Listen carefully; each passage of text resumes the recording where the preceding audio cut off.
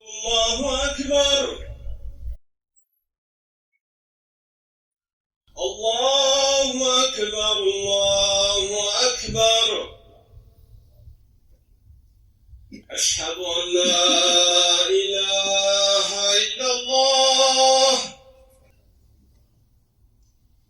أشهد أن لا إله إلا الله. أشهد أن محمدا رسول الله. أشهد أن محمدا رسول الله. حي على الصلاة.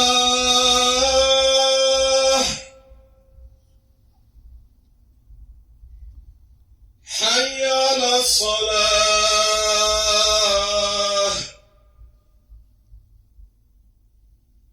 حي على الفلاح.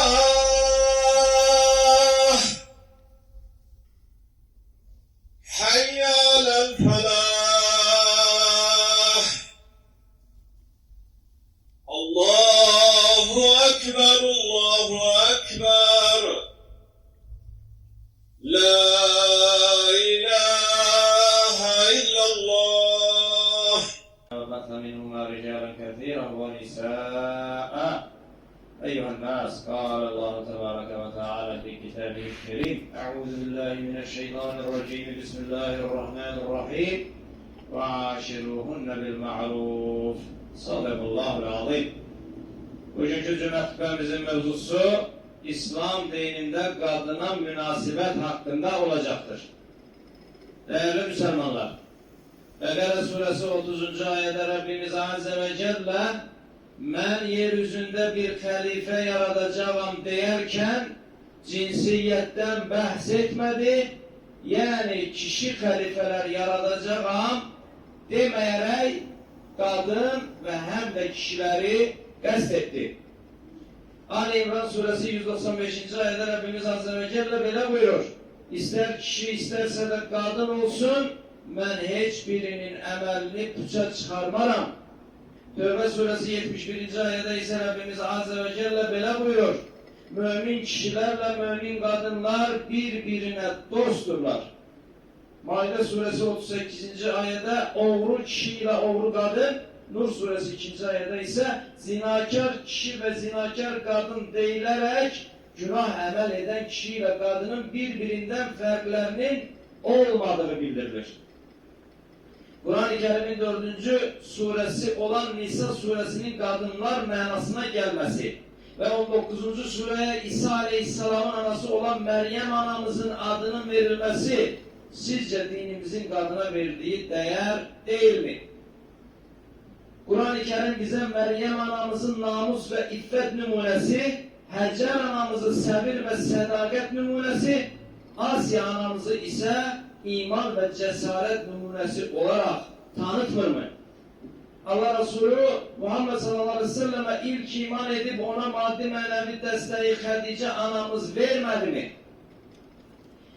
Kalbindeki tevhid eşki ile İslam yolunda şehit olan ilk kadın Sümeyye anamız değil mi? Peygamberimizin sallallahu aleyhi ve sellem'in evinden ilmi, hadisleri ve hikmeti bizlere çattıran Ayşe anamız değil mi?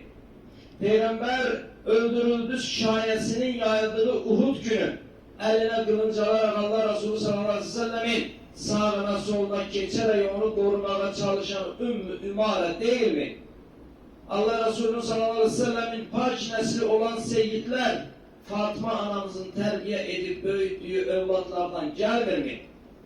Allah Resulü sallallahu aleyhi ve selleme insanlar içinde hürmetine en layık adam kimdir sualı verildikte 3 defa anamdır demiş ve sonra kimdir değildikte 4. defa atamdır cevabı vermiştir. Demek ki değerli kardeşler, Allah Resulü aleyhissalatü vesselam kadın olan ananın kişi olan atadan 3 defa daha üstün hakka sahip olduğunu ifade etmiştir. Niye değerli kardeşler? Çünkü atalar isteseler de anaların edeceği 3 şeyi edebilmezler. 9 ay betninde evladı taşımak, onu ağırlı, acılı, sancılı səviyyədə şəkildə dünyaya gətirmək və ona 2 ilə qədər süd vermə məsələsində kişilər istəsələr belə qadınlarla yarışıb və qadınların etdiyi o işi edə bilməzlər. Allah Resulü sallallahu aleyhi ve sellem Məscid-i Nəbəvini süpürən zənci qadını görməyəndə, onunla maraqlanmış, vəfat etdiyini eşitdikdə kədərlənmiş və qadının qəbrinə gedərək cənazə namazı qıldırmış və ona dua etmişdir. Değerli qardaşlar, Allah Resulü aleyhissalatü vesselamın yaşadığı o cəmiyyətdə ən aşağı təbəqə sayılan xidmətçi, zənci qadının belə vəfatına eğer Allah Resulü aleyhissalatü vesselam kədərlənir və onun qəbrinə gedib ona cənazə namazı qıldırır və dua edirsə, demək ki Allah Resulü aleyhissalatü vesselam ehtiramda nəinki qadına hörmət etmək, hətta bir zənci qadına belə hörmət etmişdir. Allah Resulü sallallahu aleyhi ve sellem darda qalaraq onun yanına gələn qadının dərdinə qulaq asar, onu dinləyər, fikirlərinə dəyər verərək, onun məhrəm suallarına belə cavab verərdi. Hanımlar Məscid-i Nəbəvinin daimi cemaati arasında daim olmuştular. Hətta Allah Resulü sallallahu aleyhi ve sellem sahabelerine, Allah onların hamısından razı olsun, hanımlarınız məscidə gəlmək üçün icazə istəyərsə onlara mane olmayın tövsiyesi vermiştir. Değerli kardeşler, düşünün ki o günün cəmiyyətində qadınlar sabah və yatsı namazlarına hətta getmək istədikdə Allah Resulü aleyhissalatü vesselam əshabına, hanımlarına mane olmamaq tövsiyesi vermiştir. Bir de özünüz düşünün. Hanımlarımız mesela sübh namazı evden çıkmak istese, bir de gece karanlığında inşa vakti evden çıkmak istese rahat olarıq. Ama Allah Resulü aleyhissalatü vesselam hatta kadınlara o sübh ve inşa namazlarının fəzilətindən istifadə edebilmək için məscidə gəlmələrini və onlara icazə vermələrini kişilərə tövsiyə etmiştir. Hanımlar elm öğrenmək için Allah Resulü'ndan sallallahu aleyhi ve sellem'le onlar için bir gün ayırmasını istədikdə Peygamberimiz sallallahu aleyhi ve sellem onların bu isteğini belə qəbul etmiş və həftənin 7 gününün bir gününü hanımlar için ayırmış ve onlara xüsusi suallarına cevap vereceği bir ders günü elan etmiştir. Vaxt namazlarında ve cümə namazında iştirak eden kadınlara hətta Allah Resulü sallallahu aleyhi ve sellem heyizli olsalar belə bayram namazına gələrək kənardan bayram xutbəsini dinləmələrini istemiş ve təşviq etmiştir. Allah Resulü sallallahu aleyhi ve sellem hanımlara rahatlık olsun diye namazda salam verdikten sonra bir müddet gözləyər ve məsciddən əvvəlcə hanımların çıkmasını təmin eder. Allah Resulü sallallahu aleyhi ve sellem məsciddə olan uşağın ağlamasını eşitdikdə namazdaki qiraətini qısaldaraq namazını tezləşdirər, namazını bitirər və uşağı ilə məscidə gələn qadına hisslənmək əvəzinə anasının uşağına duyduğu şəfqəti səbəbiyle narahat olacağını düşünürəm deyər. Değerli kardeşler, Tirmizide gelen hadiste Allah Resulü sallallahu aleyhi ve sellem belə buyurur. Sizin en xeyirliniz hanımlarına karşı en yaxşı davrananlarınızdır. 10 ile yakın Allah Resulü sallallahu aleyhi ve sellem'in qulluğunda duran ve onun hayat terzini yakından müşahede eden Enes İbn Malik radıyallahu anh belə demiştir. Ailesine karşı Resulullah'tan daha şefkatli olan kimse görmedim. Ayşe anamızdan Peygamberimizin sallallahu aleyhi ve sellem'in evdeki rəftar hakkında soruşulanda o belə demiştir. O sade bir insan idi, libasını diker ve hatta koyunlarını sarardı.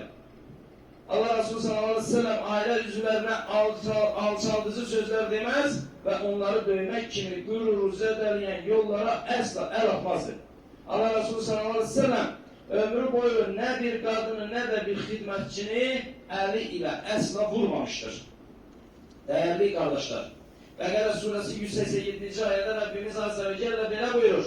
Onlar sizin, siz de onların libasısınız. Ayette evlenmiş ve evlenecek taraflar er ve arvat qəsd olunur ve Rabbimiz bu ayette hanımlarımızın bize libasımız kadar yakın olduğunu, bizi güzelleştirdiğini, eynen libasımız gibi bizi koruduğunu ve kusurlarımızı örttüklerini hatırlar. Müslim'de gelen hadiste ise Allah Resulü sallallahu aleyhi ve sellem böyle buyurur. Hanımlarınız Allah'ın size verdiği emanetlerdir. Kadınlar barisinde Allah'tan korkun. Değerli kardeşler, hadiste hanımların emanete benzetilmesi onların değerli olduğunu ifade edir.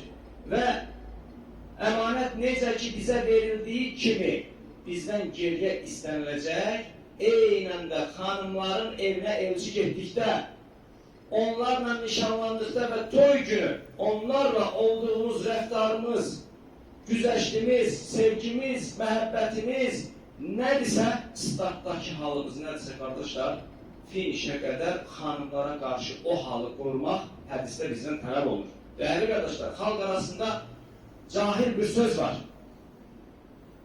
Xanımı alana qədər oğlan evi, aldıqdan sonra isə qız evi ələyəqə düşər. Bu, zülm ilə söylənmiş bir sözdür.